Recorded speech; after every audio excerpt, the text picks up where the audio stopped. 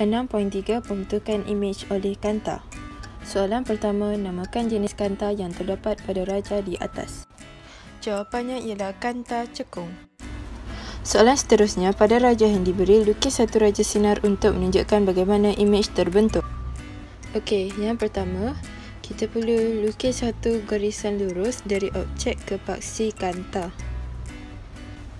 Yang seterusnya, kita perlu lukis satu garisan lurus yang bermula dari bahagian yang dibiaskan tu melalui titik fokus. Lepas tu kita extrapolatekan dia sampai ke belakang macam gitu. Okey, seterusnya daripada objek tu kita lukis satu garisan lurus yang melalui pusat optik.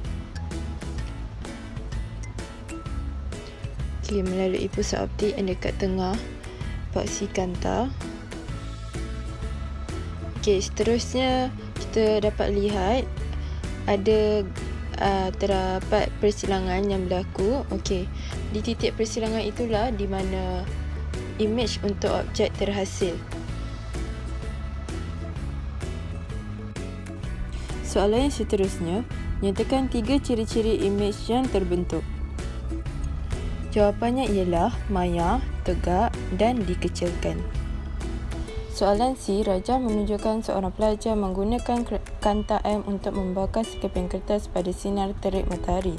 Terangkan mengapa situasi ini boleh berlaku. Jawapannya ialah sinaran cahaya dari matahari yang selari melalui kanta cembung. Sinaran cahaya difokuskan selepas melalui kanta cembung. Sinaran cahaya tertumpu pada satu kawasan kecil yang dikenali sebagai titik fokus kanta. Pada titik tersebut, keamatan cahaya adalah sangat tinggi dan tenaga cahaya menyebabkan peningkatan suhu. Apabila titik pada kertas menjadi cukup panas, kertas tersebut akan terbakar. Thanks for watching.